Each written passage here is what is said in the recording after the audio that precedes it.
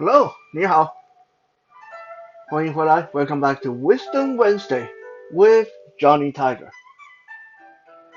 The date is October 14, 2020. Today I'm going to continue our latest project on talking about some of the funny, interesting religious bloopers and little confusions in Buddhism and Taoism, Chinese religion, even though Buddhism actually originated from India and not China. Today we're going to talk about the money god, or in the case of Chinese people, actually money gods. Yeah, there's more than one. Chinese people love money so much that they actually have more than one god taking care of uh, distributing wealth and fortune. Now, of course, you're going to say that, yeah, everybody, not just Chinese people, love money, so that shouldn't be held against them. But believe me, when it really comes down to money as a most valued commodity or most valued uh, uh, system or the most important value even in the culture, it's hard to find a culture that is more money loving than Chinese people. I mean, what other culture can you think of that find the need for more than one money god? First, let's talk about Buddha. I might have mentioned this before, but a lot of time here in North America, when people mention Buddha, they're thinking about that naked fat guy laying on his back, sometimes with a gold nugget in his hand. But basically, no matter what he's holding, they're thinking of that fat, naked guy. If I mentioned that before, I'm going to mention it again. That guy is not Buddha. That is not a Buddha. That is not any kind of a Buddha. That is the guy who is a top dog of money gods. That is the money god. You can say that that guy is the minister, the guy who's in charge of the money gods. His name is Mi Lefo, Melefo, Mi Lefo. He's not a Buddha. Okay, that's just get the record straight. I don't know how people came to associate that guy as a Buddha in the North America.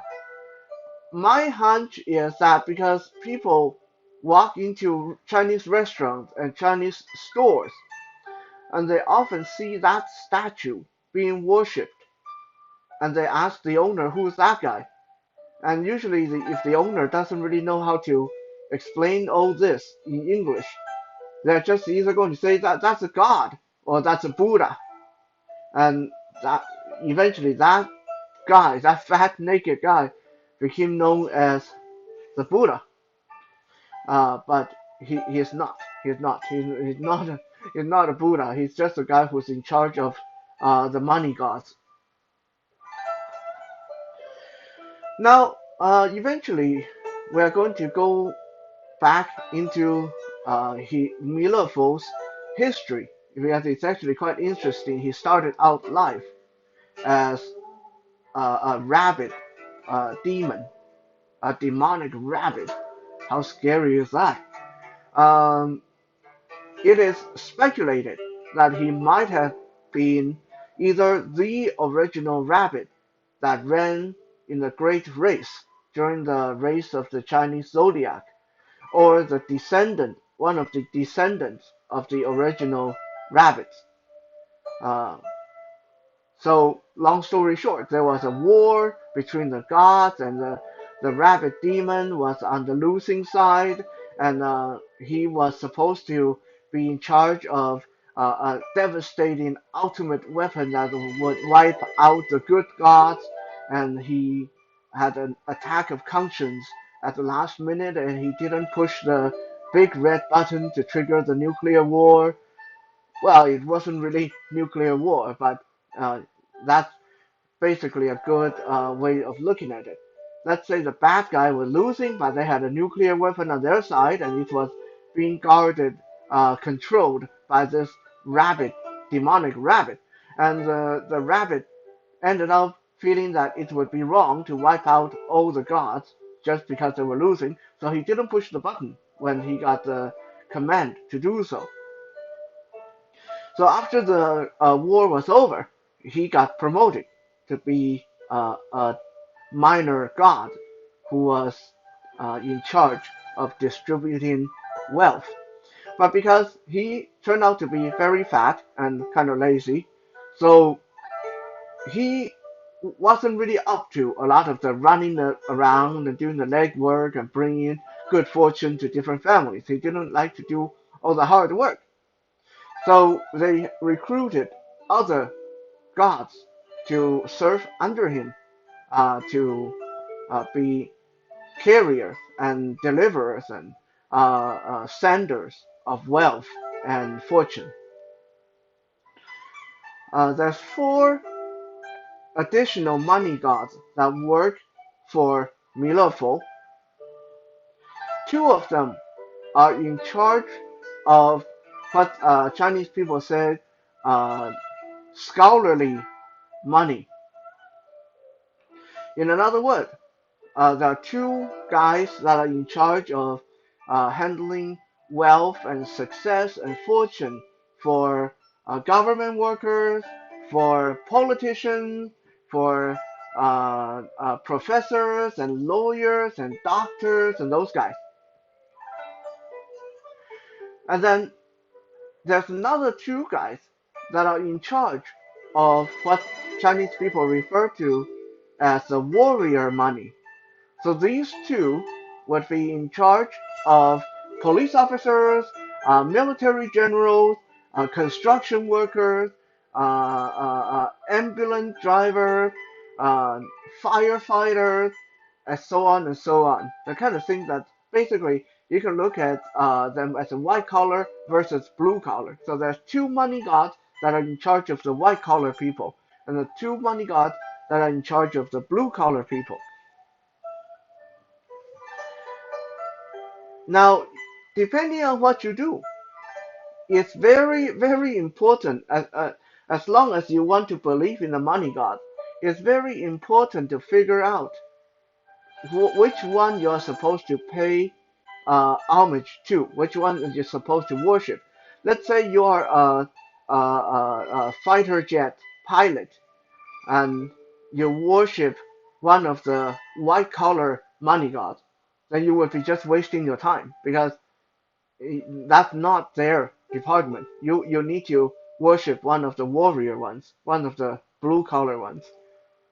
Vice versa, if you are a police officer but you got a one of the white collar guys at home, or let's say if you are a politician, let's say you are a government worker, and you got one of the warrior money gods in your study that you pay homage to.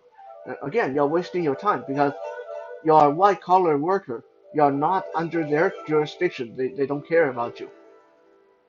So, uh, Chinese people have such a complex relationship with money that they even made it very complicated when it comes to the worshipping of money gods. And this resulted in why you see the statue of Mi Le Fo, the fat guy, more than any other money god in places of business. Because honestly, a lot of Chinese people don't have the time or the energy to try to figure all this out. They don't want to spend the time and energy to figure out, okay, which one there's Milefo and then there's four other ones. Which one should I uh, worship? Which one should I pay attention to? A lot of people they don't know. They don't want to do the research, so they just go directly to the top. They think, well, Milefo is the guy who's in charge. So if I just worship him, then that should mean that he's going to send the right person to take care of me.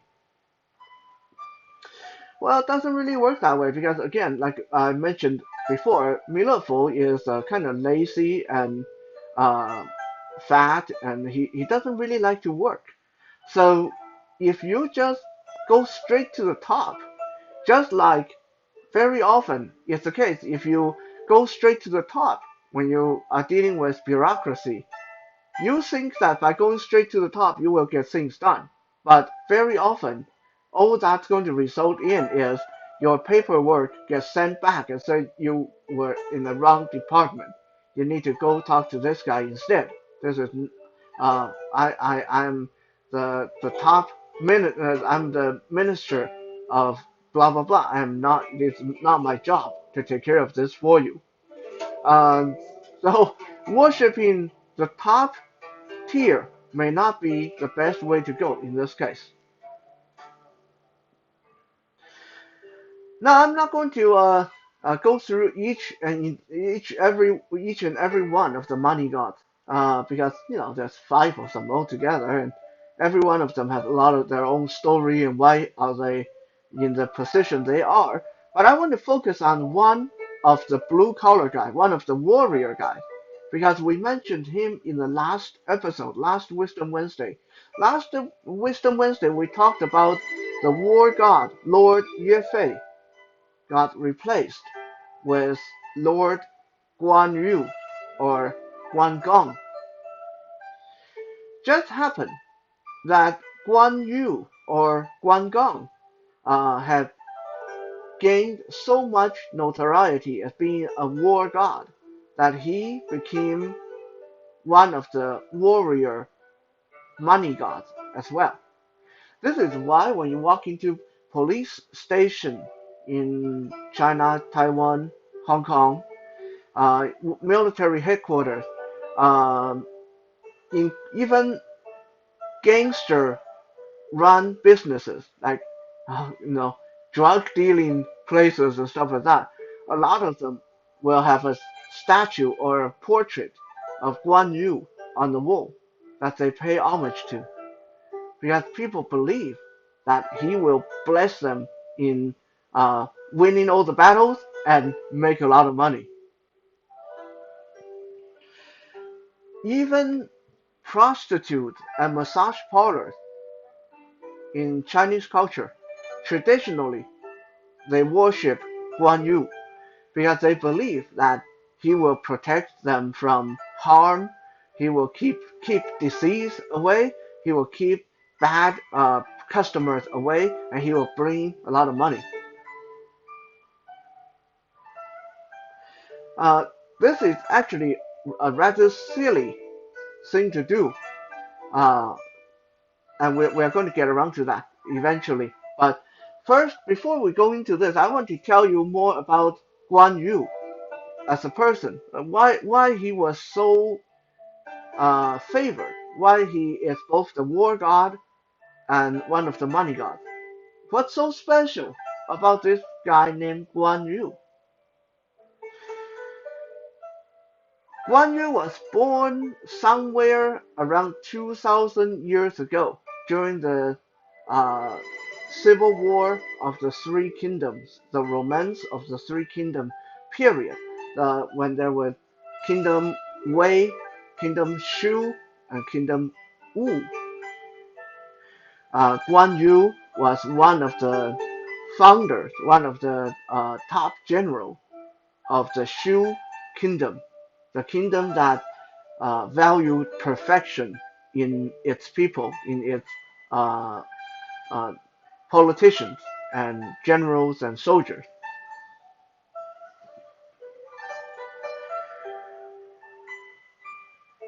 What makes Guan Yu such a distinct person? Well, here are some of the legends surrounding this guy. First of all, it was said that Guan Yu was a huge guy. Going by today's measurement, Guan Yu would be somewhere around uh, 7 feet tall. That's a really big Chinaman, especially back then. He was said to be so strong that his sword, the legendary Guan Dao, uh, was said to be 72 pounds. Its weight 72 pounds. So you can imagine this 7 feet tall guy with a massive sword that would weigh 72 pounds, more than a lot of people can bicep curl, uh, wielding this massive heavy sword in battle. His skill in battle was legendary. There were several historical accounts of that. It was said that when Guan Yu was not even a general yet, when he was a just newly appointed soldier, he was not even a swordsman in the army. He was an archer. He was an archer. Like this guy, this big guy with a big sword, wasn't even given the rank of a swordsman. He was supposed to be the guy with the bow and arrow. By the way, Guan Yu was very good with his archery skills as well. But his first claim to fame was when him and his uh, troop went up against the troop of the tyrant at the time. So before the dynasty fractured into three kingdoms, when when the country was still ruled by a tyrant, and this tyrant sent out one of their most feared general by the name of Hua Sheng. General Hua Sheng was a legendary warrior. He was also like 7 feet tall, also massively strong. And it was said that Hua Sheng was unstoppable on the battlefield, uh, cutting down people left, right, and center. One Hua Sheng could go up against 10, 20 people at once without even pausing to catch his breath. General Hua Sheng was a scary dude. Finally, the good guy, we'll just call them good guys for now, or we can call them the Rebel Alliance. Let's just call them the Rebel Alliance, the people that were fighting against General Hua Sheng and the tyrant he worked for. Uh, the Rebel Alliance kept retreating because no one could stand up against General Hua Sheng. Uh, when one day, again, General Hua Sheng and his army were at the gate and threatening to overrun the city and where the Rebel Alliance were stationed. And the top leaders of the Rebel Alliance called this general meeting and they said basically, hey, look, what are we going to do? Everyone we sent out to fight this General Hua Sheng end up dead. The guy is unstoppable. Okay, how are we going to win this war when we can't even beat this one general? How are we supposed to overthrow the tyrant when we can't even stop General Hua Sheng? Suddenly, in the background, there was a guy who stood up and said, I will go deal with General Hua Sheng for you guys. Now, all the leaders, all the top brass in the command were really angry because this was out of line. This was not even a ranking officer. This was a mere archer that said this. A guy they didn't know his name. Well, this guy was Guan Yu. Um, they weren't even going to give him a chance. They were going to have him executed for speaking out of turn during a general meeting of the commanding officers. But one of the officers took one look at Guan Yu, and he said, "Well, you know what? He is almost as big as General Hua Xiong. He looked like a very capable person. What is the harm in sending him out to do battle? I mean, if he fails, then he'll die. And if he get lucky, well, maybe he can get rid of General Hua Xiong for us. Either way, we can't lose. And what do we have to lose by sending him out? Nothing. He's just an archer. It's not like he's very valued in the military. So if we lose him, well, hey, we lose him. So let's just do what he said. Let's just send him out there and see what happens." Before they sent Guan Yu out the city gate to basically do a one-on-one against this scary dude, General Hua Xiong, uh, one of the commanding officers offered Guan Yu a mug of ale. Now, I don't know if you guys know this, but back then, Chinese people drink their alcohol warm. It's like sake. It's like no, it's like the Japanese rice wine. They always drink them warm. So before Guan Yu went out to battle, one of his commanding officers brought over this warm cup of ale and said, "For good luck, please drink this before you go fight." And Guan Yu said to the guy, to the commanding officer, he said, "Keep it for me. I'm going to drink it after I come back." And then he left. It was said that Guan Yu came back carrying General Hua Xiong's decapitated head before that mug of ale even got cold. That's how fast the battle ended. He just went out the city gate and went chop chop, and came back in with General Hua Xiong's head, the head of this guy who everyone thought was unbeatable. He made it look easy. That was the first of many Guan Yu's legends. Aside from his legendary skills as a warrior, Guan Yu was also noted for his honor and integrity. It was said that during the Three Kingdom warfare, he got captured by the kingdom of Wei once. The lord of the ruler of the kingdom of Wei was a big fan of Guan Yu. You know, this is the guy who killed General Hua Xiong. If we could get him on our side, we would be unstoppable. So rather than having him executed as a war criminal or a prisoner, the ruler of Wei tried to get Guan Yu to surrender and come over to their side. He gave 12 beautiful beautiful virgin girls to Guan Yu as personal slaves. Guan Yu didn't touch any of them. He sent them out away, and he forbid them to ever come near him. Uh, the ruler of Wei then tried to give Guan Yu a lot of gold and silver, and Guan Yu didn't touch any of those. He still wore his worn old clothes and old armor, carried his old sword. He didn't touch any of the wealth.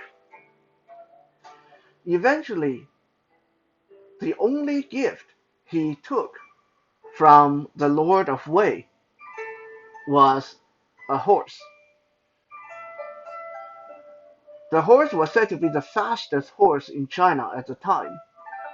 And when the ruler of Wei gave the horse to Guan Yu said, "I don't want to take anything that you give me because I know that I'm going to leave you as soon as I know where my own people are located, where as soon as I can find where my own allies are located. I'm your prisoner, I'm not your friend.